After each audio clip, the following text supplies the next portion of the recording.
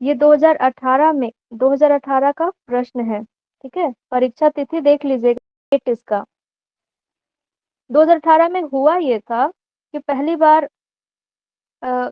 बार जो परीक्षा लेने का पैटर्न था यूजीसी के द्वारा पहले लिया जाता था, उसके बाद एनटीए को मिल चुका है ये परीक्षा लेने का। ठीक है, तो जो नेट जेआरएफ की जो परीक्षा है, जब अचानक से पैटर्न चेंज हुआ, पहले 50 प्रश्न और 75 प्रश्न पूछे जाते थे हिंदी में, लेकिन 2018 से क्या हो गया कि 100 क्वेश्चन हिंदी के पूछे जाने लगे।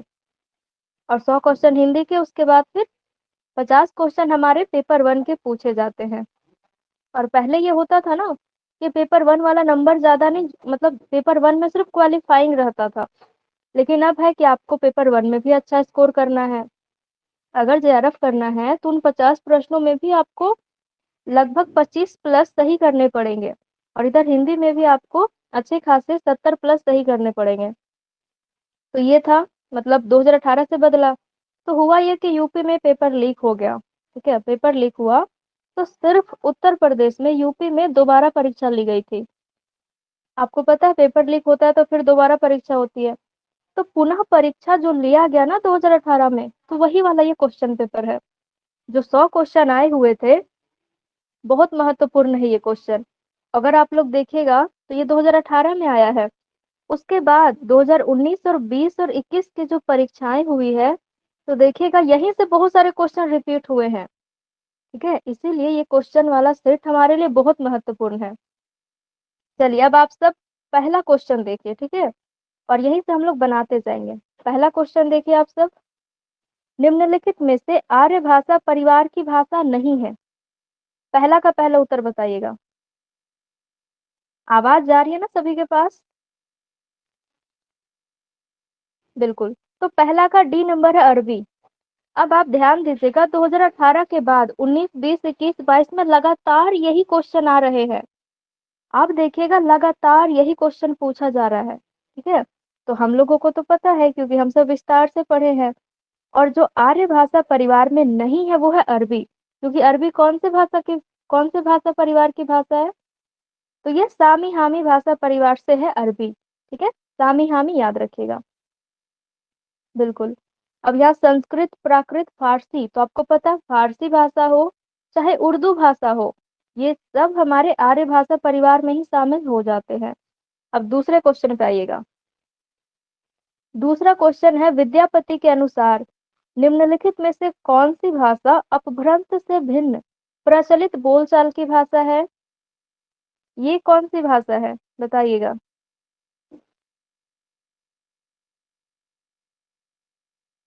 जी, सभी लोग भी कह रहे हैं।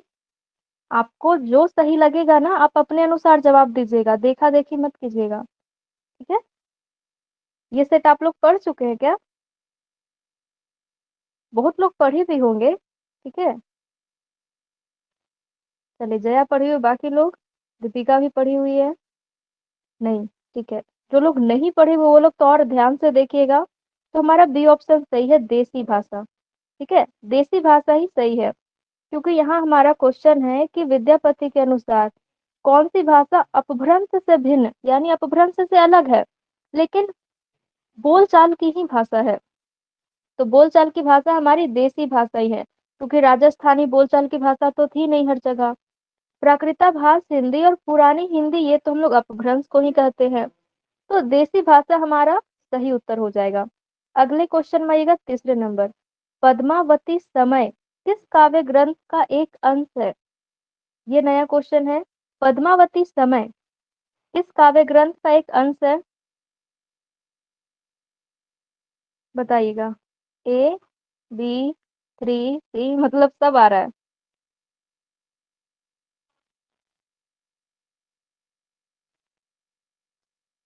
ठीक है, इसका सी नंबर सही होगा। जितने लोग सी बता रहे हैं, पृथ हम्म, पृथ्वीराज रासो नहीं है इसका, पृथ्वीराज विजय, डी नंबर सही है इसका। ठीक है, डी नंबर सही है।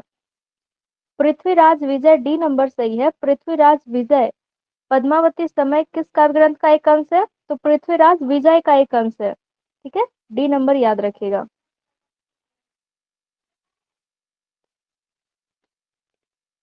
इसे आप लोग ना एक कॉपी पेन लेके बैठिए और नोट भी करते जाइएगा। मैं देख लेती हूँ।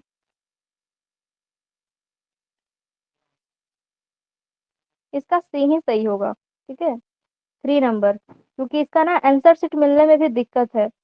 इसका पृथ्वीराज विजय, एक जो मेरे पास जो क्वेश्चन आया था उसमें आंसर पृथ्वीराज विजय था, लेकिन फिर पृथ्वीराज रासो इसका सही उत्तर है। पद्मावती समय, ठीक है, पृथ्वीराज रासो ही इसका सही आंसर है। चौथे नंबर में आइए। हाँ, रासो ही होगा, सी नंबर होगा। ठीक है, सी नंबर सही है, पृथ्वीराज रासो। चौथा नंबर पढ़िएगा। कवित्त सवैया के विषय में हजारी प्रसाद द्विवेदी की मान्यता है कि मूलतः ये छंद कहाँ से आए हैं? लोक से आए हैं, बंदीजन के हैं, प्राकृत में प्रचलित थे, या फिर राजस्थानी के हैं? कहाँ के हैं? बी, सी, ए, इसमें भी कंफ्यूजन है। बिल्कुल, जिनको जो उत्तर लगे ना आप लोग वही जवाब दीजिएगा, ठीक है। किसी का देखा देखी नहीं, आप लोग स्वयं देखिए कि क्या आप लोग से बन रहा है या नहीं। इसका दूसरा आंसर सही माना गया है, बंदीजन के हैं। कवित्त सवैया के विषय में हजारी प्रसाद द्विवेदी की मान्यता है कि मूलतः ये छंद बंदीजन के हैं। और अगर क्वेश्चन पूछ दे कि सवैया के लिए कौन सबसे ज्यादा प्रसिद्ध है, तो रस खान। ठीक है, कौन सबसे ज्यादा प्रसिद्ध है, तो रस खान बहुत ज्यादा प्रसिद्ध है। अब आते हैं 5वें क्वेश्चन में। सखी संप्रदाय का उपास्य तत्व क्या है? सखी संप्रदाय का उपास्य तत्व क्या है? प्रेम, रूप, रूप और प्रेम, अंतः साधना। क्या होगा इसका सही उत्तर, सोचिए। सी। चलिए, सभी का सी जवाब आ रहा है। बिल्कुल सही, सी नंबर सही, इसमें रूप और प्रेम। ठीक है, रूप और प्रेम ही सखी संप्रदाय के उपास्य तत्व है। अब सखी संप्रदाय के प्रवर्तक कौन है, बता दीजिएगा। सखी संप्रदाय के प्रवर्तक कौन है?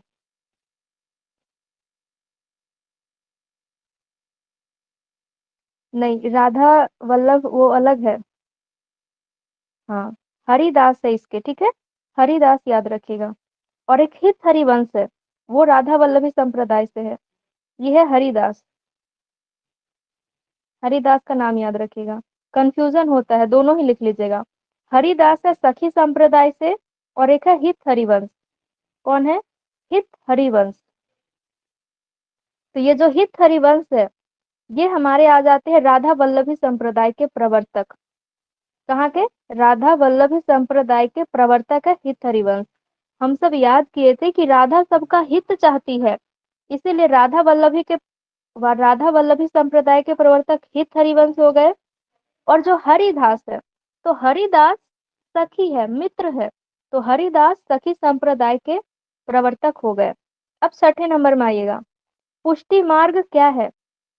भगवान के अनुग्रह का मार्ग है, भगवान के अनुकरण का मार्ग है, जीव और लोक के रक्षण का मार्ग है, भगवान के स्मरण का मार्ग है। क्या है? ए। सभी लोग ए कह रहे हैं। हीरा मुनि सी कह रही है। सभी लोग ए। बिल्कुल, ए नंबर सही होगा। ठीक है, ए नंबर ही हमारा सही है। भगवान के अनुग्रह का मार्ग है पुष्टि मार्ग। पुष्टि मार्ग जो है उसमें कहा जाता है कि जो ईश्वर है, जो भगवान है, वो हमारा पोषण स्वयं करते हैं। अगर आप पुष्टि मार्ग से जुड़ेंगे तो भगवान आपका पोषण स्वयं करेंगे, यानी भगवान के अनुग्रह का मार्ग है ये। ठीक है, तो ए नंबर हमारा सही होगा। 7वां नंबर देखिएगा, रसखान का संबंध किस संप्रदाय से है? रसखान पहली बार रामचरितमानस पढ़ करके रसखान को ही सुनाया गया था। और रसखान जो है वो मुस्लिम होते हुए भी कृष्ण भक्ति करते हैं। याद है ना सभी को। अब आप ये सोचिए कि जब ये कृष्ण भक्ति करते हैं तो कृष्ण भक्ति करने वाला संप्रदाय कौन है? बी, सी, सी नंबर, निम्बार्क संप्रदाय वाले ना कृष्ण भक्ति करते हैं। निम्बार्क संप्रदाय, ठीक है, निम्बार्काचार्य युगल उपासना पर जोर देते हैं, राधा कृष्ण की भक्ति करने पर जोर देते हैं। और निम्बार्क संप्रदाय से ही बिहारी भी दीक्षित होते हैं, भारतेंदु भी। ठीक है, राधा की भी वंदना करते हैं, कृष्ण की भी वंदना करते हैं ये लोग, निम्बार्क संप्रदाय। आपको पता है इनका नाम निम्बार्क क्यों पड़ा था? क्योंकि नीम के पेड़ के नीचे, मतलब नीम के पेड़ पर ही अ, सूर्यास्त होने के बाद भी सूर्यास्त होने के बाद भी सूर्य की रोशनी आ गई थी नीम के पेड़ पर, और फिर ये सारे साधुओं को भोजन करवाते हैं, इसीलिए निम्बार्काचार्य इनका नाम पड़ा। हाँ, और घनानंद भी निम्बार्क संप्रदाय से ही दीक्षित हुए थे बाद में। जो लोग कृष्ण भक्ति करते थे ना, निम्बार्क संप्रदाय में चले जाते थे। 8वां नंबर है, तो रसखान भी तो कृष्ण भक्ति करते हैं, तो निम्बार्क संप्रदाय में जाते हैं। अब 8वें क्वेश्चन में देखिएगा, निम्नलिखित में से रामायण काव्य के रचयिता कौन है? रामायण काव्य एकदम वन लाइनर क्वेश्चन है, आता है तो सीधे सही कीजिए, नहीं तो गलत कीजिए। निम्नलिखित में से रामायण काव्य के रचयिता कौन है? कौन है रामायण काव्य के रचयिता? चलिए तुक्का भी लगा दीजिए आप लोग। बी, ए, दूसरा, ठीक है। विश्वनाथ सिंह इसका सही आंसर है। कौन है? विश्वनाथ सिंह। इसको नोट कर लीजिएगा आप लोग, तुरंत अपने कॉपी में लिखिए, रामायण काव्य विश्वनाथ सिंह का है। रामायण का विश्वनाथ सिंह का है। जो नया नया मिलता है ना, उन्हें लिखते जाइए, ठीक है। आइएगा 9वें नंबर में, वृंद द्वारा रचित सतसई का क्या नाम है? वृंद सतसई हम लोग पढ़ते हैं, जो वृंद सतसई है, नैतिकता का ज्यादा पालन कर रहे हैं, तो उनके द्वारा जो रचित रचित सतसई है, इनका नाम क्या है? श्रृंगार सतसई, रतन हजारा, राम सतसई या यमक सतसई? क्या नाम है इनका? डी, ए, बी, ठीक है। सभी का अलग अलग उत्तर। अगर पोल कराऊंगे तो फिर बहुत कम ही लोग उत्तर दे पाएंगे। कोई बात नहीं, यमक सत्य, इसको भी नोट कीजिए, ठीक है। बहुत सारे लोगों के लिए नया सेट है ये, तो यमक सत्य इसमें सही होगा। यमक सत्य नोट कर लीजिए आप लोग, हो सकता है आपके एग्जाम में रिपीट कर दे, कुछ भी हो सकता है। आप लोगों को मैं बताऊंगी कि यहाँ से क्या क्या रिपीट हुआ है, ठीक है। तो 9 का हमारा दूसरा नंबर सही हो जाएगा। अब 10वें में आइएगा, गीतिका। गीतिका का रचना काल क्या है? तुलसीदास नहीं, तुलसीदास ये निराला जी की रचना हम लोग याद किए थे ना। निराला जी की रचना याद किए थे, जिसमें कि अनामिका और परिमल गीत सीखने जाती है तुलसीदास के पास, ट्रिक बनाए थे हम सब। तो अनामिका परिमल गीत सीखने जाती है तुलसीदास, यानी गीतिका रचना निराला जी की है। प्रकाशन वर्ष क्या है? प्रकाशन वर्ष 36 है, सी नंबर। 1936 ईस्वी इसका प्रकाशन वर्ष है। 1936 ईस्वी में गोदान उपन्यास भी हमारे सामने आता है। 1936 ईस्वी में प्रेमचंद की मृत्यु भी होती है, ठीक है। तो 1936 याद रखिएगा। 1935 में फिर 1935-36 में और भी बहुत सारे काव्य हमारे सामने आते हैं। 11वें नंबर में चलिए। हाँ, राम की शक्ति पूजा भी बहुत अच्छे दीपिका, ठीक है। 1936 में महत्वपूर्ण चीजें ही आई हैं, तो गीतिका का भी याद रखिएगा। अब आइए 11वें नंबर पर, उद्धव शतक के रचनाकार कौन है? उद्धव शतक, उद्धव शतक के रचनाकार कौन है? सी, सभी लोग सी कह रहे हैं, बहुत अच्छे। जगन्नाथ दास रत्नाकर की ही रचना है उद्धव शतक। ये जो जगन्नाथ दास रत्नाकर है ना, ये भले ही आधुनिक काल के कवि हैं, लेकिन लिखते हैं रीति काल से ही जुड़ी हुई रचनाएं, और ऐसा इनका नाम है उद्धव शतक कि आपको पढ़ के लगेगा कि रीति काल की कोई रचना है, लेकिन ये आधुनिक काल की रचना है, और लिखने वाले हैं जगन्नाथ दास रत्नाकर, तो इनका नाम भी याद रखिएगा। अब आइए पंक्तियों पे, ठीक है। अच्छा अच्छा, नीचे उत्तर भी दिख रहा था। 12वें नंबर पे आइए, और अब छीनने आए हैं वे हमसे हमारी भाषा, यानी हमसे हमारा रूप, जिसे हमारी भाषा ने गढ़ा है। प्रस्तुत काव्य पंक्तियों के रचयिता कौन है? नहीं देखे थे ना, मेरा भी ध्यान नहीं था कि नीचे दिख रहा है। मैं सोची हटा दूं, फिर सोची नहीं, नीचे है तो दिक्कत नहीं होगा, क्लास में तो आप देखेंगे नहीं, जब आपको मैं पीडीएफ दूंगी तो आप फिर वहां पर उत्तर देख लीजिएगा, ठीक है। इसका जवाब दीजिए आप सब। और अब छीनने आए हैं वे हमसे हमारी भाषा, यानी हमसे हमारा रूप, जिसे हमारी भाषा ने गढ़ा है। प्रस्तुत काव्य पंक्तियों के रचयिता कौन है? कौन हो जाएंगे? ए, बी, सी, इसमें भी दिक्कत। सर्वेश्वर दयाल सक्सेना है ए नंबर, ठीक है। 1 नंबर हमारा सही हो जाएगा, सर्वेश्वर दयाल सक्सेना जी है। तो सर्वेश्वर दयाल सक्सेना को याद रखिएगा। अब आइएगा 13वें नंबर में।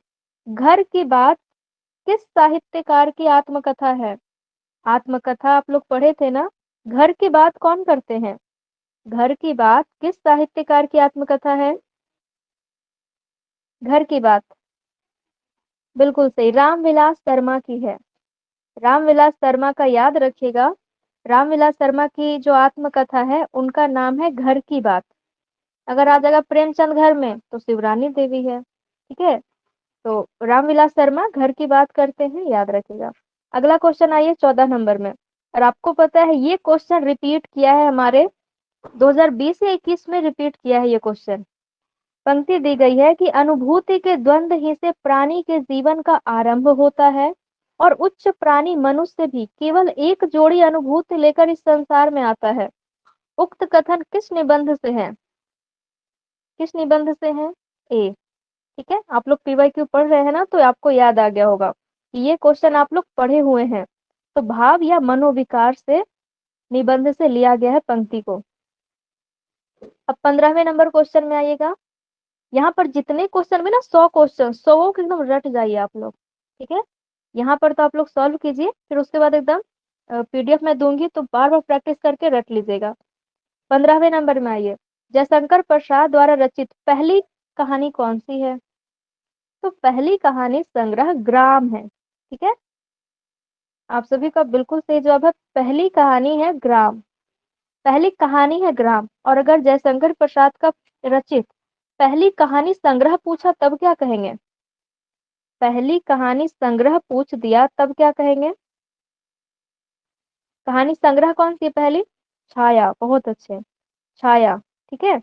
और ये जो छाया है वो जयशंकर प्रसाद की पहली कहानी संग्रह तो है, साथ साथ में पूरे हिंदी की पहली कहानी संग्रह है छाया। तो छाया को इसलिए भी याद रखिएगा। यहाँ कहानी पूछा था तो ग्राम, संग्रह पूछेगा तो छाया आंसर हमारा हो जाएगा। 16वें नंबर क्वेश्चन में आइएगा। लाला भगवान दास और उनके परिवार की कथा किस उपन्यास में वर्णित है? लाला भगवान दास और उनके परिवार की कथा किसमें वर्णित है?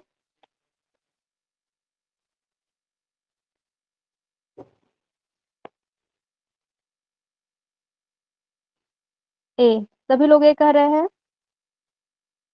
बिल्कुल सही, ए जितने लोग करे वामा शिक्षक ही सही होगा। वामा शिक्षक का प्रकाशन वर्ष बता दीजिए आप सब। वामा शिक्षक का प्रकाशन वर्ष क्या है?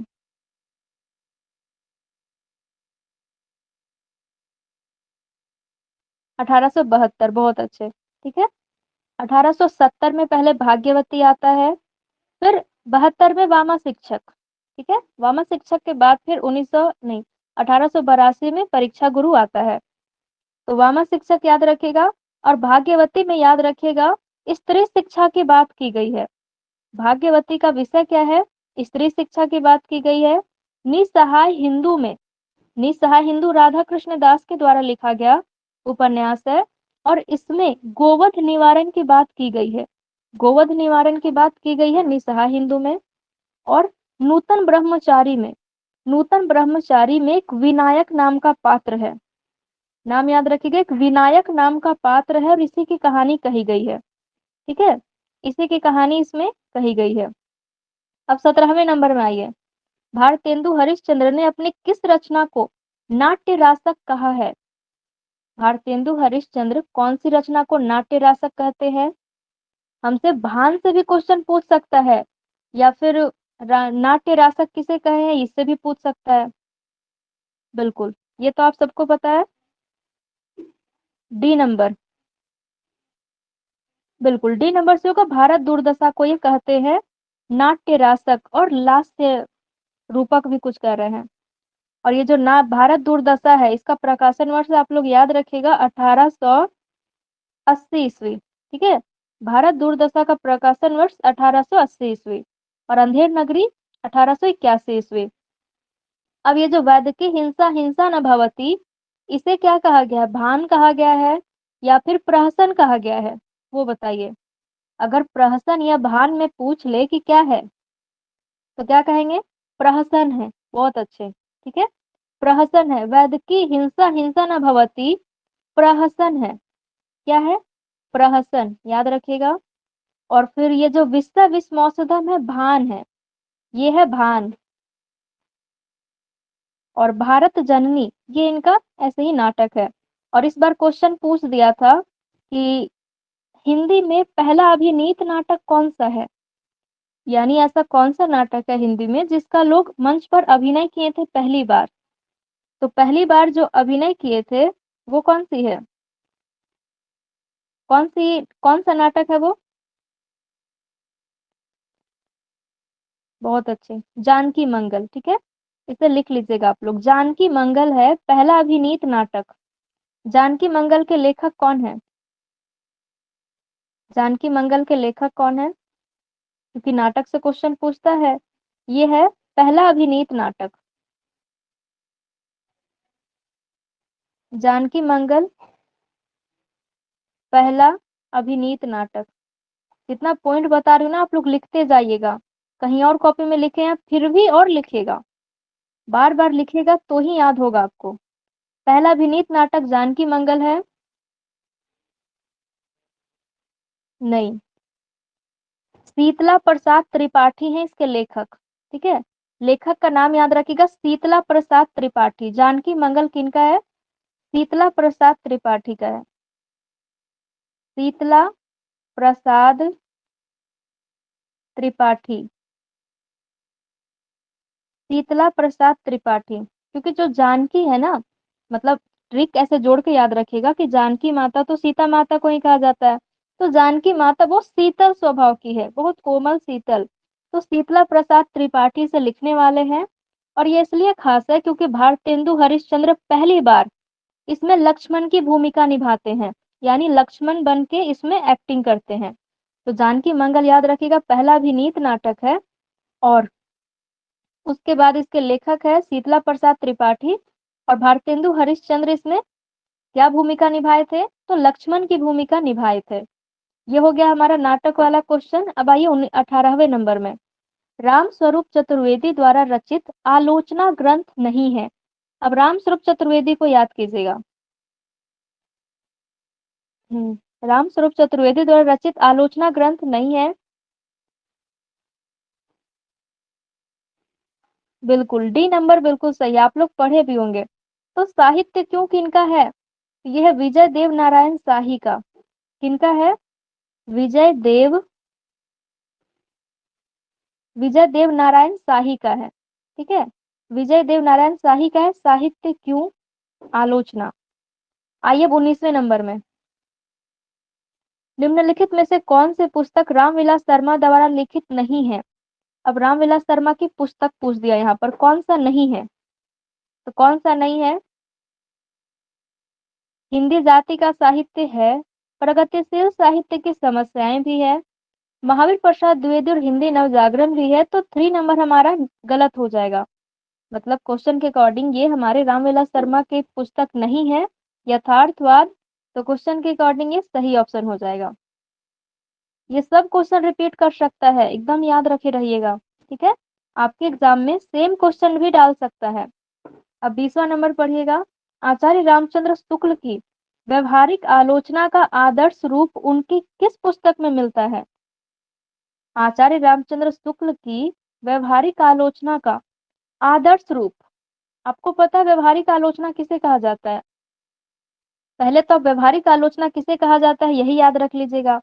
अब उसका उनका आदर्श रूप किस पुस्तक में मिलता है, तो आप देखिएगा रस मीमांसा, यानी रस के विषय में बातचीत की गई है। तो आपको याद है कि ये तो सैद्धांतिक आलोचना हो गई। व्यवहारिक आलोचना वैसी आलोचना होती है जिसमें किसी लेखक के ऊपर आलोचना की जाए या फिर उसके रचना पे आलोचना की जाए। तो आप देखिएगा रस मीमांसा जो है वो तो सिद्धांत पे आलोचना की गई है, रस पे, यानी ये व्यवहारिक आलोचना ही नहीं है, तो ये गलत हो गया। चिंतामणि भाग एक, तो चिंतामणि भाग एक जो है वो इनका निबंध संग्रह है, ठीक है, निबंध संग्रह है, तो इसमें इनका आदर्श रूप उतना नहीं है, ठीक है। हिंदी साहित्य का इतिहास, अब हिंदी साहित्य का इतिहास है ये भी सैद्धांतिक है, ठीक है, तो क्या बच गया? C number, Goswami Tulsidas. और गोस्वामी तुलसीदास में ही इनका एक आदर्श रूप हमें देखने को मिलता है। ठीक है, तो ये भी क्वेश्चन आप बिल्कुल सही कर सकते हैं। अब 21वें नंबर में आइएगा, 21वें नंबर में आइएगा और जवाब दीजिए।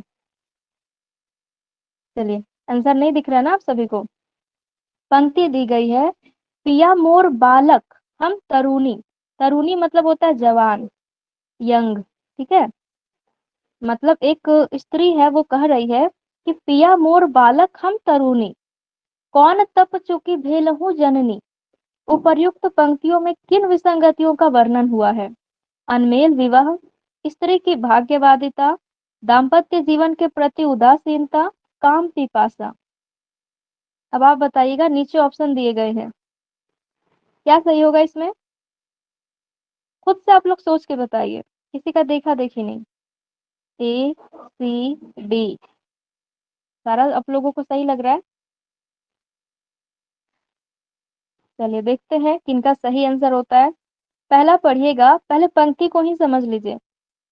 पंक्ति में तो अनमेल चीज ही तो दिखाई जा रही है, यानी पिया मोर बालक, यानी जो स्त्री का पति है वो बच्चा है, उम्र में छोटा है, और हम तरुणी यानी हम जवान है, यंग है। ठीक है, तो फिर ये अनमेल विवाह ही तो है। अनमेल विवाह में, अनमेल विवाह का मतलब क्या होता है कि लड़का या तो बहुत बड़ा होगा, लड़की छोटी होगी, या फिर लड़की बहुत बड़ी होगी, लड़का छोटा होगा। अनमेल विवाह, तो इसमें शुरुआत वाले पंक्ति को पढ़ के ही हम लोग जान जाएंगे कि अनमेल विवाह दिखाया गया है। तो जिसमें जिस ऑप्शन में पहला नंबर नहीं है उसको काट दीजिए, यानी 3 कहने वाले आप लोग गलत है। अब आइएगा आगे, दूसरा, स्त्री की भाग्यवादिता। तो बिल्कुल स्त्री की भाग्यवादिता ही है कि या तो कभी कभी बहुत बुजुर्ग के साथ विवाहित कर हो जाती है, या तो किसी बच्चे के साथ विवाह करवा दिया जाता है। तो स्त्री की भाग्यवादिता भी है, दूसरा नंबर भी हमारा सही होगा। जिसमें दूसरा नहीं है उसको काट दीजिए। अब आइए तीसरे चौथे पर। तीसरा है कि दाम्पत्य जीवन के प्रति उदासीनता। दाम्पत्य जीवन, जो शादीशुदा जीवन होता है ना, तो दाम्पत्य जीवन के प्रति उदासीनता नहीं है। काम पिपासा है इसमें। काम पिपासा का मतलब होता है संभोग करने की तीव्र इच्छा। ठीक है, संभोग करने की तीव्र इच्छा। तो इसमें जो स्त्री है वो यही चीज तो बता रही है कि मेरे जो पिया है वो बच्चे हैं और मैं तरुणी हूँ, तो फिर मिला मिला मिलब मिलान नहीं, मेल होगा कैसे? ठीक है, मेल होगा कैसे, कौन तब चूकी भेलहू जननी। तो यही चीज है कि इसमें काम पिपासा दिखाया गया है, और दाम्पत्य जीवन के प्रति उदासीनता नहीं है, ये उदासीन नहीं है। अगर स्त्री उदासीन रहती तो बताती ही नहीं, ये पंक्ति लिखने की नौबत ही नहीं आती। ठीक है, तो हमारा क्या ऑप्शन सही हो जाएगा? तीसरा गलत हो जाएगा, तो अब तीसरे वाले को काट दीजिए। बच गया हमारा ऑप्शन बी। तो ऑप्शन बी हमारा बिल्कुल सही है, दूसरा नंबर। ठीक है, तो दूसरा नंबर बी जितने लोग कह रहे थे वो सही है। पंक्ति वाले भी पढ़ के आप लोग ऐसे ही काट छाट करके उत्तर दीजिएगा। ठीक है, क्योंकि अब बहुत पंक्ति वाले आपको मिलेंगे। अब आइए अगले 22वें नंबर क्वेश्चन में। आचार्य हजारी प्रसाद द्विवेदी कृत हिंदी साहित्य की भूमिका क्रम और पद्धति की दृष्टि से इतिहास के रूप में प्रस्तुत नहीं है, फिर भी उसकी अर्थवत्ता इस बात में है, किस बात में है, किस बात में उसकी अर्थवत्ता है? तो उसकी सामग्री और उसमें दिए गए तथ्य नए हैं। दूसरा नंबर है उसकी दृष्टि नहीं है। तीसरा में है कि उसकी व्याख्या नहीं है। और चौथे में है कि उसमें शुक्ल जी की धारणाओं का समर्थन किया गया है। तो अब आप इन चारों ऑप्शनों में से ना जो आपको गलत लग रहा है उसको आप ऑप्शन से छांट के निकाल दीजिए। जैसे आप ऑप्शन से छांट के निकालेंगे आपका सही ऑप्शन आपके पास आ जाएगा। बिल्कुल, आप सब पढ़े हैं कि हजारी प्रसाद द्विवेदी का जो मत होता है वो शुक्ल जी के मत से नहीं मिलता, वो उनका मत अलग है। तो जो हमारे शुक्ल जी की धारणा है, इनके समर्थन में हजारी प्रसाद द्विवेदी नहीं आते हैं, यानी कि ऑप्शन 4 हमारा गलत हो गया। जिसमें जिसमें 4 है उसको काट दीजिए। बचा क्या? वही बचा जो आप लोग कह रहे हैं। बहुत अच्छे, ऑप्शन बी हमारा सही हो जाएगा। ठीक है, ऑप्शन बी हमारा सही हो जाएगा। 23 नंबर में आइएगा। 23 नंबर में कि हठ योग में प्रयुक्त सहस्त्रार चक्र के लिए इस्तेमाल होने वाले अन्य शब्द कौन से हैं? जो हठ योग जो नाथों के द्वारा प्रयोग किया गया था, वो सहस्त्रार चक्र का जो प्रयोग करते हैं, तो इसमें से इस्तेमाल होने के लिए होने वाले अन्य शब्द कौन-कौन से इस्तेमाल होते थे?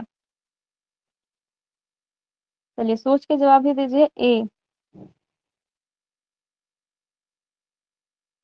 शून्य चक्र होता था, गगन मंडल होता है और कैलाश होता है। यानी 1, 2, 4। 1, 2, 4 किसमें है? 1, 2, 4 हमारा 4 में है। 4 हमारा सही हो जाएगा। ठीक है? मणिपुर चक्र कोई नहीं है। ठीक है, ये गलत हो जाएगा। बचा क्या? तो शून्य चक्र इस्तेमाल होता है, गगन मंडल और कैलाश, ये तीनों शब्द प्रयोग हो रहे हैं। यानी हमारा ऑप्शन 4 सही हो गया। अब आइएगा 24वें नंबर क्वेश्चन में।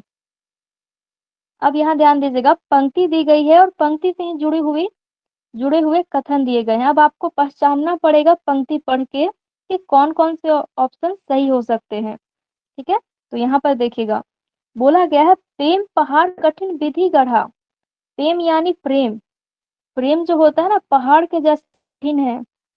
सो पे चढ़े सो सिर सो चढ़ा, पंथ सुरी के उठा अंकुरु, चोर चढ़े की चढ़ मंसूरू। तू राजा का तू राजा का पहिरसी कंथा, तोरे धरही मंज तोरे धरही तोरे घर ही मांझ 10 पंथा। अब यहाँ बोला गया क्वेश्चन, प्रेम पंथ पर चलने के लिए क्या आवश्यक है? यानी प्रेम के रास्ते पर चलने के लिए क्या क्या आवश्यक है? अब आपको पंक्ति नहीं भी समझ में आई होगी ना, सीधे आप यहाँ पढ़िए और खुद अपने जीवन से जोड़ के भी आप लोग समझ सकते हैं कि अगर आप प्रेम के रास्ते पे चल रहे हैं तो क्या क्या आवश्यक है। प्रेम पंथ पर चलने के लिए निर्भीमानिता आवश्यक है। पहले देख लो उत्तर आप लोग क्या दे रहे हैं। उत्तर आप लोग डी दे रहे हैं, सी, बी, सी, बी। ठीक है, सी और बी में है मामला अटका हुआ ना, देख लेते हैं। देखिए, तो पहला है कि प्रेम पंथ पर चलने के लिए निर्भीमानिता आवश्यक है। निर्भीमानिता मतलब होता है, जैसे होता है ना मान करना, बहुत मान खाना, मान होना यानी घमंड होना। ठीक है, मान होना मतलब याद रखिएगा इस शब्द का बार बार प्रयोग किया जाता है। जैसे कि राधा बहुत मान खाती थी, फिर रसकान की जो प्रेमिका थी वो भी बहुत मानवती थी, यानी घमंडी थी। ठीक है, तो यहाँ इसका यही मतलब होगा कि निर्भीमानिता यानी जो घमंडी नहीं है। ठीक है, तो अगर आप प्रेम के रास्ते पे चलते हैं तो आपके अंदर थोड़ा सा भी घमंड नहीं होना चाहिए। पता चला कि एक प्रेमी और प्रेमिका है, अब दोनों ही घमंड दिखाना स्टार्ट कर देंगे तो प्रेम वहीं खत्म हो जाएगा। इसीलिए कहा गया है कि प्रेम के पंथ पर चलने के लिए आपको अपने घमंड को खत्म करना होगा, यानी निर्भीमानिता आवश्यक है। तो ये हमारा बिल्कुल सही है। दूसरा है कि प्रेम पंथ पर चलना सूली पर चढ़ने जैसा है। कहते ना ये इश्क नहीं आसान, बस एक आग का दरिया है और चल के जाना है। तो ये वही वाला ये जो लाइन है ना यहाँ सूट कर रहा है। पंथ पर चलना सूली पर चढ़ने के जैसा है, बिल्कुल सही। तीसरा है कि कंथा पहन लेने से प्रेम पंथ पर जाया जा सकता है। अब तीसरा ऑप्शन आपको थोड़ा अलग लगेगा कि एक कंथा पहन लेने से हम लोग प्रेम पंथ पर चले जाएंगे। अब चौथा पढ़िए कि विभिन्न मतांतरों वाला प्रेम पंथ पर नहीं चल सकता है। बिल्कुल सही। मान लीजिए कि जिनके विचार ही अलग अलग है, जो दो प्रेमी प्रेमिका है दोनों के विचार अलग अलग है, तो फिर वो एक साथ प्रेम बंधन में रह ही नहीं सकते। यानी कि हमारा चौथा भी बिल्कुल सही है। तो गलत क्या हो गया फिर? तीसरा। अब तीसरे को आप सारे ऑप्शन से काट दीजिए, यानी जहां जहां तीसरा है उसको काट दीजिए। ऐसे प्रश्न को ऐसे ही पढ़ के समझ के काट छाट के बनाना पड़ेगा, इसीलिए मैं आपको बता रही हूँ। तो यानी कि तीसरा ऑप्शन हम काट देंगे तो बचेगा हमारे पास ऑप्शन सी, यानी ऑप्शन 3 हमारा सही हो जाएगा।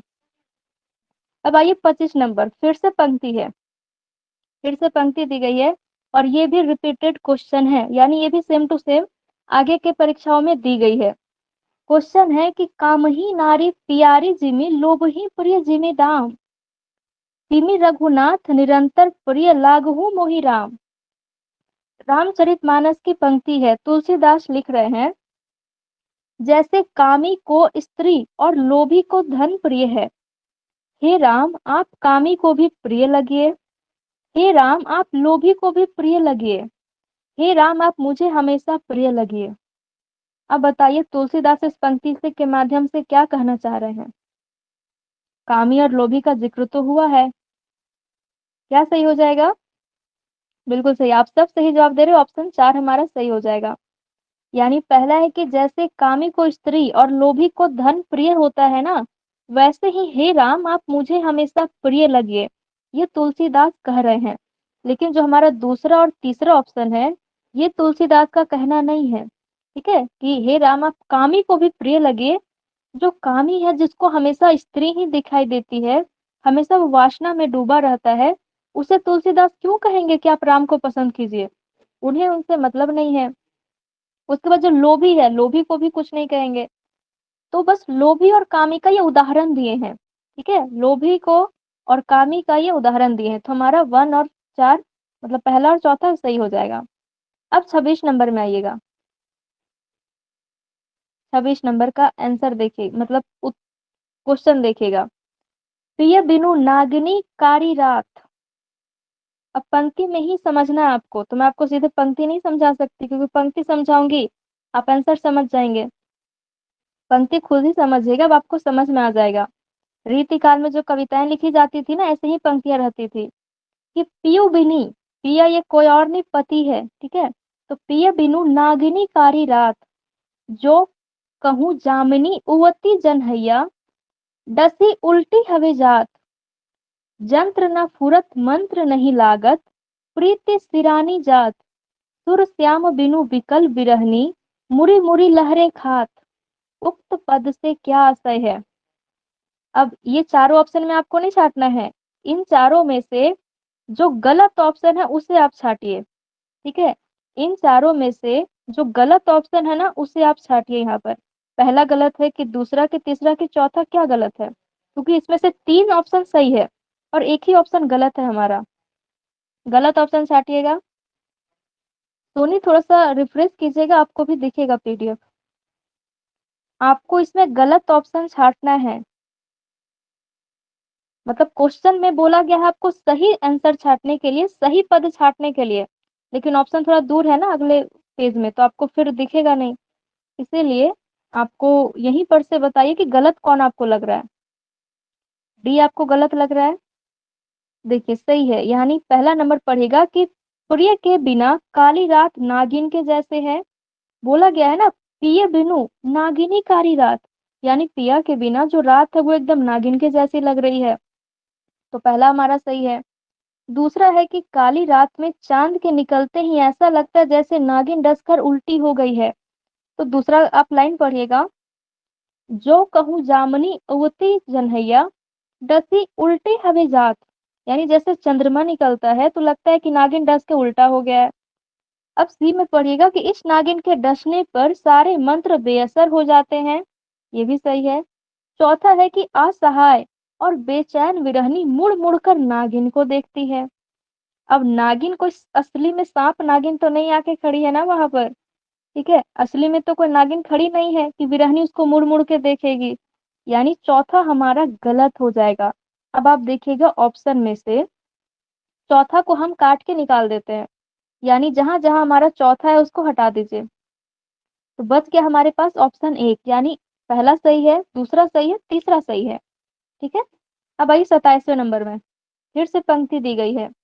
यूं ही मन मेरो मेरे काम का न रहियो माई, श्याम रंग हवे करी सामान्यो श्याम रंग में। इस पंक्ति का क्या आशय है? क्या सही है इसमें? इस पंक्ति से क्या अर्थ निकल रहा है? और ये भी रिपीटेड है पीवाईक्यू में, आप पढ़े हैं तो आपको पता होगा कि ये भी रिपीट हुआ है। पढ़िए, बताइए क्या उत्तर होगा इसका। सभी को पीडीएफ नहीं दिखाई दे रहा क्या?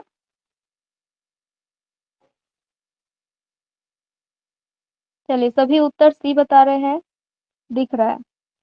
तो फिर मेरे तरफ से ठीक है, अगर आप लोगों को दिखाई दे रहा है तो। अब जिनको जिनको नहीं दिख रहा है ना, वो थोड़ा सा अपना रिफ्रेश कीजिएगा, आप लोगों को भी दिख जाएगा। मेरे तरफ से कुछ कुछ भी ऐसे नेटवर्क कम होता ना तो फिर सबको नहीं दिखाई देता। चलिए, तो यहाँ पर आप लोग सी कह रहे हैं, देख लेते हैं। बोला गया नायिका का मन उसके वश में नहीं है। बिल्कुल सही, उसके वश में नहीं है।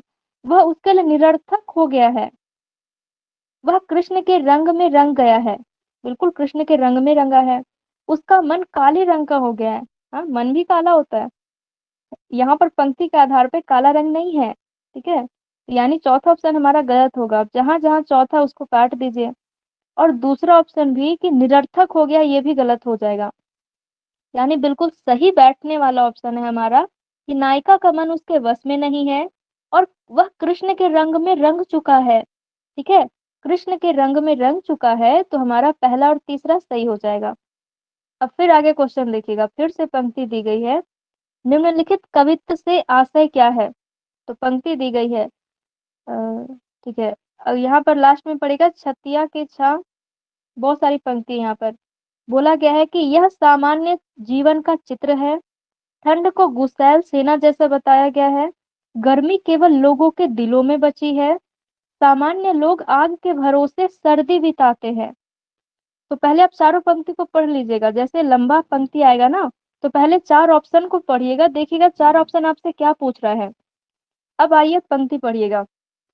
पंक्ति में बोला गया, शीत को प्रबल सेनापति को भी चढ़ियो दल, निबल अनल गयो सुरी प्रिय राय के, हिम के समीर ते बरसे विषम तीर, रही है गरम भौन कोनन के जाय के, धूम नैन बहे लोग आगे पर गिरे रहे, ये सो लगाई रही नेक सुलगाई के, मानो भीत जानी कहाँ शीत शीत ते पस शीत ते पसारी पानी, छतिया की छाह राख्यो पाउक छपाई के, पाउक छिपाई के।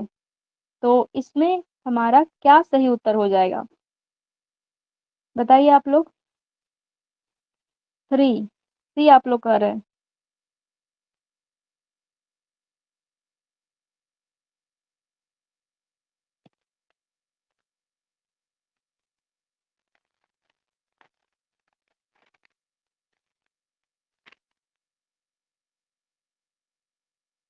सभी लोग सी करे, डी बी ए भी आ रहा है। सी ऑप्शन सही हो जाएगा हमारा। ठीक है, जितने लोग सी कह रहे हैं ना, सी ऑप्शन बिल्कुल सही है। यानी हमारा पहला सही है, दूसरा सही है और चौथा सही है। अब जो तीसरा की गर्मी केवल लोगों के दिलों में बची है, ये गलत हो जाएगा। गर्मी केवल लोगों के दिलों में बची है, ऐसा नहीं है। यानी यह सामान्य जीवन का चित्र है, सही है। ठंड को गुसैल सेना के जैसे बताया गया है। सामान्य लोग आग के भरोसे सर्दी बिताते हैं, ये भी सही है। ठीक है, तो ऑप्शन सी हमारा सही हो जाएगा। 29 नंबर पढ़िएगा। निम्नलिखित विकल्पों में से किसका संबंध कवि कवि सुमित्रानंदन पंत से है? किसका संबंध कवि सुमित्रानंदन पंत से है, वो बताना है। पंत जी है ना इधर, तो आप लोग पंत जी से तो समझ ही जाएंगे। प्रकृति प्रेम, आनंदवाद, छायावाद, अरविंद दर्शन। अब बताइए, ये तो बता देंगे आप लोग। सी, बिल्कुल सही, क्योंकि प्रकृति के सुकुमार कवि कहे जाते हैं, तो प्रकृति प्रेम तो है इसमें। छायावाद, छायावाद के ही तो कवि है ना, चार स्तंभ कवियों में से एक है पंत जी। और अरविंद दर्शन से भी प्रभावित है। अरविंद दर्शन से जुड़ी हुई रचनाएं भी लिखते हैं, कविताएं भी लिखते हैं। अब आनंदवाद, आनंदवाद से जुड़े हुए जयशंकर प्रसाद है। कौन है? जयशंकर प्रसाद कामायनी में आनंदवाद की तो स्थापना कर रहे हैं। ठीक है, तो आनंद दर्शन जो है वो जयशंकर प्रसाद इससे जुड़े हुए हैं। तो यानी कि हमारा सुमित्रानंदन पंत से संबंधित पूछे हैं, तो 1 3 4 सही होगा। 1 3 4 हमारा ऑप्शन 3 में है, बिल्कुल सही हो जाएगा। ठीक है, तो ऐसा क्वेश्चन तो आप बना ही लेंगे। अब तीसरे नंबर में आइएगा। जयशंकर प्रसाद ने कामायनी में चित्रित किया है कि, क्या चित्रित किया है जयशंकर प्रसाद? श्रद्धा, प्रेम और करुणा का प्रवर्तन करने वाली है। ईड़ा या बुद्धि कर्मों में उलझाने वाली है। श्रद्धा के साथ मनु कभी शांति पूर्वक नहीं रहते हैं। और डी में है चौथा ऑप्शन कि ईड़ा के साथ रहकर मनु शासन की व्यवस्था भूल जाते हैं। अब आप सोचिए कि क्या सही है चारों में, क्या सही है। गलत वाला आप छांट दीजिए, गलत वाले को छांट के निकालेगा। सोनी, अरविंद दर्शन को अंतःचेतनावादी दर्शन भी कहा जाता है। इसमें होता ये है ना कि आप मनुष्य होते हुए भी ईश्वर बन सकते हैं। ठीक है, कैसे बन सकते हैं? तो जैसे सुपरमैन बनते हैं। ईश्वर का मतलब क्या होता है? ईश्वर हम लोग उन्हें मानते हैं जो हमारी मदद करते हैं। जैसे आप मुसीबत में पड़ते हैं, आप तुरंत ईश्वर को याद करते हैं। मुसीबत के समय में ही तो ईश्वर को याद करते हैं ना। मान लीजिए आपका रिजल्ट हो जाएगा तो आप ईश्वर को धन्यवाद देंगे।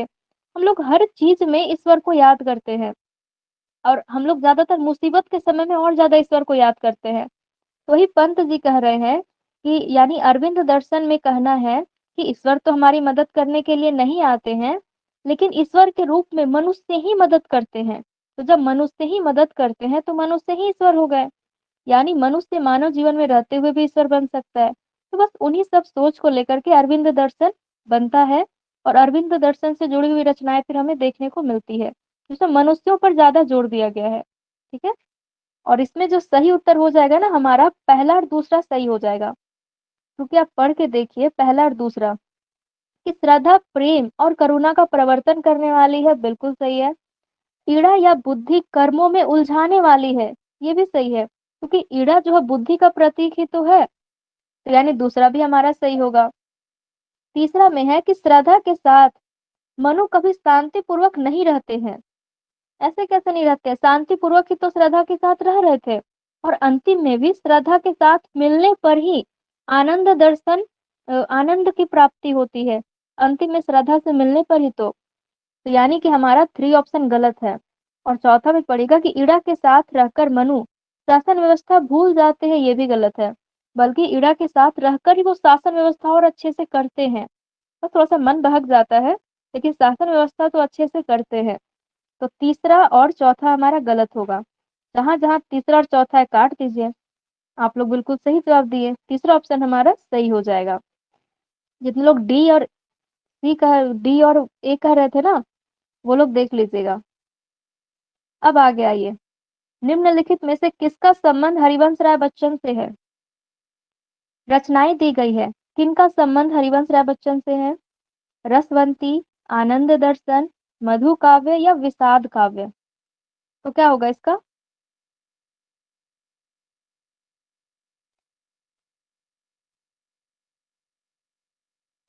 पूनम बी कह रही है, पूजा सी, डी, सी। ठीक है, सी, डी सब आ रहा है।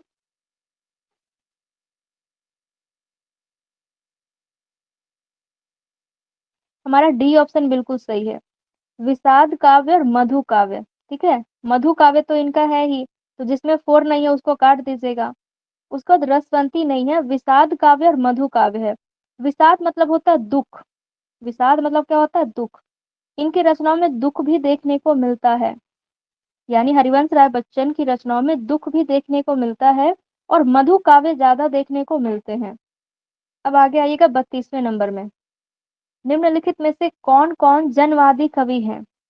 कौन कौन जनवादी यानी आम जन के लिए कविता लिखते हैं? धूमिल, कुंवर नारायण, कुंवर विकल या धर्मवीर भारती? क्या होगा?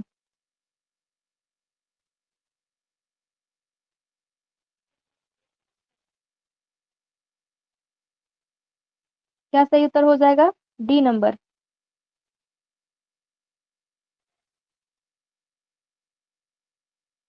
देखिए, धूमिल तो 100% है।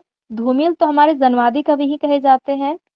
धर्मवीर भारती नहीं है। ठीक है, धर्मवीर भारती नहीं है, कुंवर नारायण भी नहीं है, कुमार विकल है। यानी पहला और चौथा है। तो पहला और चौथा तो हमारा 3 ऑप्शन सही हो जाएगा। 3 ऑप्शन सही हो जाएगा। ठीक है, धूमिल है और कुमार विकल है। पहला और दूसरा चौथा हमारा सही होगा। धर्मवीर भारती अंधा युग लिखने वाले लेखक है। ठीक है, धर्मवीर भारती अंधा युग लिख रहे हैं, और कुंवर नारायण जो है वो अलग लेखक है। ठीक है, तो ये हमारे जनवादी कवि नहीं है। आगे आइएगा 33 नंबर क्वेश्चन में। निम्नलिखित में से कौन सी कहानी प्रेमचंद द्वारा रचित नहीं है? अब कहानी का नाम दिया है, पिसनहारी का कुआं, पर्दा, प्रतिध्वनि, मनोवृत्ति। कौन सी कहानी प्रेमचंद के द्वारा रचित नहीं है? अब आप पहचान जाएंगे, यानी जो ऑप्शन प्रेमचंद नहीं लिखे हैं ना कहानी, उस कहानी से आप ऑप्शन को काट दीजिए।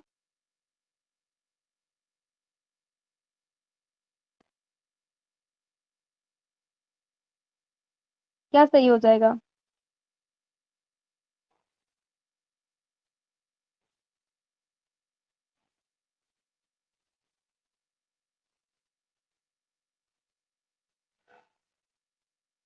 सी। सभी लोग सी कह रहे हैं।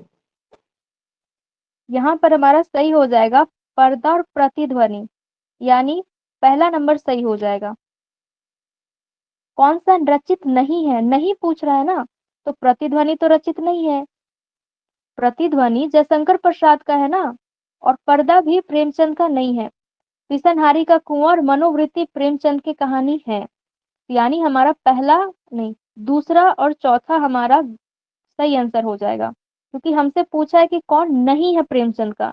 तो पर्दा कहानी भी नहीं है, और प्रतिध्वनि भी जो कहानी संग्रह है और कहानी है वो जयशंकर प्रसाद का है।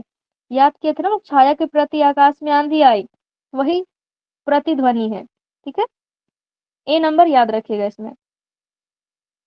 आगे आइएगा 34 नंबर में। निम्नलिखित में से कौन से पात्र जैनेन्द्र द्वारा रचित उपन्यासों के हैं? जैनेन्द्र जो उपन्यास रच रहे हैं उनके कौन कौन पात्र हैं? क्या होगा इसमें?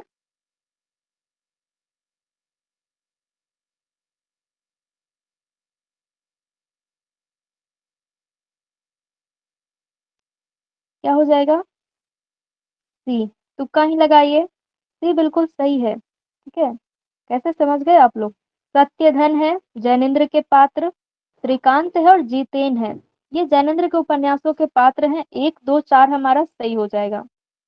अगले क्वेश्चन में आइएगा। निम्नलिखित में से कौन से निबंध संग्रह हरिशंकर परसाई द्वारा रचित है? निबंध संग्रह तो अब आपको याद होगा जो हरिशंकर परसाई के द्वारा रचित है, इसे बताइएगा। क्या होगा? ए, डी और बी भी आ रहा है, सी भी आ रहा है। अच्छा, अपनी अपनी बीमारी हरिशंकर परसाई का ही है। ये व्यंग्यात्मक निबंध लिखते हैं, व्यंग्यात्मक निबंध लिखते हैं। अपनी अपनी बीमारी हरिशंकर परसाई का है, और हंसते हैं रोते हैं हरिशंकर परसाई का है। अब अंगद के पांव लाल होता है, यानी श्रीलाल शुक्ल है। और बबूल और कैक्टस रामदरस मिश्र की रचना है, उन्हीं की है ना बबूल और कैक्टस। तो हमारा दूसरा और चौथा तो होगा नहीं, तो जहां जहां दूसरा और चौथा है उसे आप काट दीजिए। बचा क्या? अपनी अपनी बीमारी और हंसते हैं रोते हैं। ठीक है, तो ये दोनों है हमारे हरिशंकर परसाई के, बिल्कुल याद रखिएगा, ये दोनों हमारे हरिशंकर परसाई के हैं। अब अगला 36 नंबर में आइएगा। निम्नलिखित में से कौन सी पुस्तकें दंडी द्वारा लिखित है? दंडी के द्वारा कौन कौन से लिखित पुस्तकें हैं? अब आप देखिए कि कौन से दंडी के द्वारा रचित नहीं है, उसको ऑप्शन से काट दीजिए, क्योंकि दंडी द्वारा रचित पूछा है ना। क्या होगा?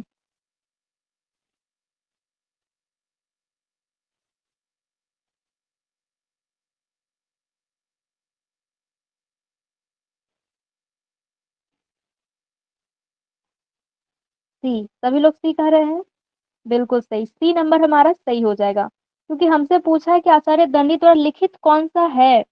तो काव्य अलंकार सूत्र वृत्ति, सूत्र ज्यादा कौन बोलते हैं? ब्राह्मण यानी वामन।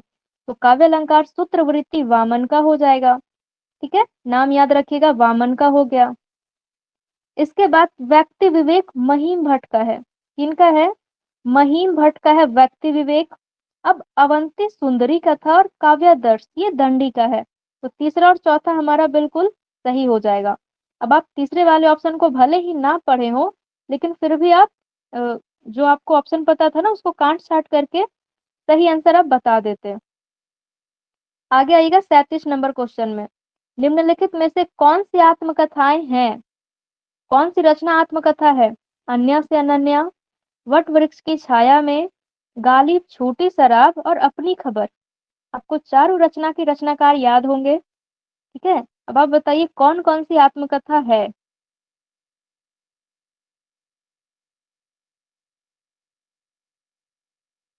चौथा ऑप्शन आप लोग बता रहे डी, सोनल ए बता रही है, बाकी लोग डी, छोटू भी डी बता रहे हैं। देख लेते हैं। अन्या से अनन्या प्रभा खेतान का है, और प्रभा खेतान की आत्मकथा ही है, और हमसे आत्मकथा ही पूछा है, यानी पहला नंबर तो होगा। जिसमें पहला नहीं है उसको काट दीजिए। अब है वट वृक्ष की छाया में। वट वृक्ष की छाया में, ये कौन है? ये अमृतलाल नागर के बारे में लिखा गया है। लिखने वाले कौन है?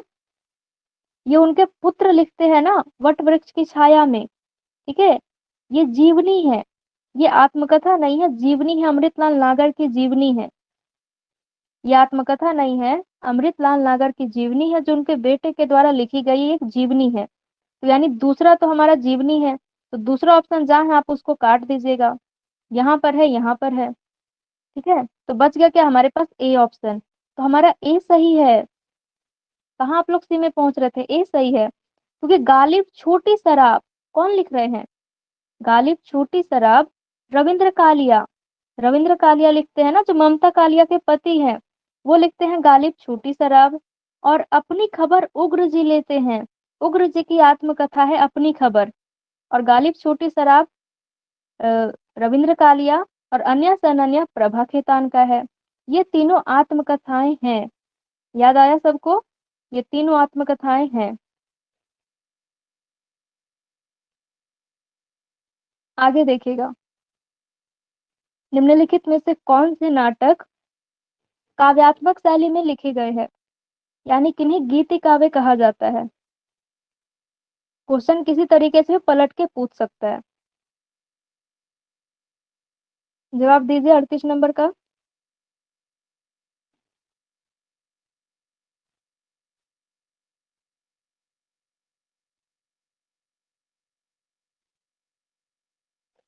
बी, डी, ए। 40 क्वेश्चन तक हम लोग करेंगे, जल्दी इसका जवाब दीजिएगा।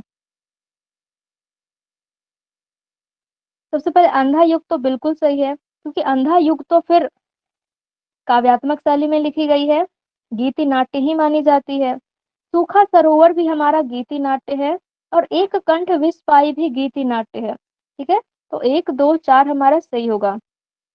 1 2 4 हमारा ऑप्शन दो में है, तो यानी कि ऑप्शन बी सही है। जितने लोग ऑप्शन बी जवाब दे रहे हैं ना, बी वाले बिल्कुल सही है। और जो माधवी को मुआवजे दो, ये सब जो भीष्म कहानी का है, वो काव्यात्मक भाषा में नहीं लिखी गई है। ठीक है, तो माधवी यानी थ्री थ्री ऑप्शन हमारा गलत हो जाएगा। अब ध्यान दीजिएगा कि जो जो नाटक काव्यात्मक शैली में लिखी गई है, जिन्हें गीति काव्य भी कहा जाता है, उनसे क्वेश्चन पूछे जा रहे हैं, तो आप एकदम याद रखिएगा कि कौन कौन सी रचना गीति काव्य है। ठीक है, 39 नंबर पढ़िएगा। लक्षणा शक्ति के लिए कौन से कथन आवश्यक है? लक्षणा शक्ति के लिए कौन से कथन आवश्यक है, यानी कौन से कथन सही है? तो मुख्यार्थ या वाच्यार्थ की बाधा, लक्ष्यार्थ का मुख्यार्थ से संबंधित होना, मूल से रूढ़ि का अभाव, सांकेतिक अर्थ में किसी तरह की बाधा ना होना। क्या सही होगा इसका? लक्षणा के लिए पूछा है। डी, सभी लोग डी कह रहे हैं। डी ऑप्शन ही हमारा सही है, पहला और दूसरा। लक्षणा शक्ति हम लोग पढ़े थे ना, अभिधा लक्षणा व्यंजना। अभिधा में तो सीधा सीधा जो कहा जाएगा वही समझा जाएगा, यानी सांकेतिक अर्थ में किसी तरह की बाधा नहीं होगी तो अभिधा हो जाएगी। किसी तरीके से बाधा नहीं होगी ना, तो अभिधा हो जाएगी। तो हमारा चौथा जो ऑप्शन है वो अभिधा के लिए है। अब लक्षणा, हम लक्षणा में पढ़ते हैं कि मुख्यार्थ में बाधा उत्पन्न होती है, तो मुख्यार्थ या वाच्यार्थ में बाधा होती है तो बिल्कुल सही है। और लक्ष्यार्थ या मुख्यार्थ से संबंधित होता है, ये भी सही है। यानी लक्षणा लक्ष्यार्थ से ही तो संबंधित है, तो हमारा पहला और दूसरा सही हो जाएगा। ठीक है, अब 40 नंबर पढ़ लीजिएगा। निम्नलिखित में से किन लेखकों का संबंध मुख्यतः बिंब से संबंधित ग्रंथों के लेखन से है? बिंब, बिंब से, बिंब में जो ग्रंथ लिखे गए हैं उनसे संबंधित कौन कौन से लेखक हैं, बताइएगा।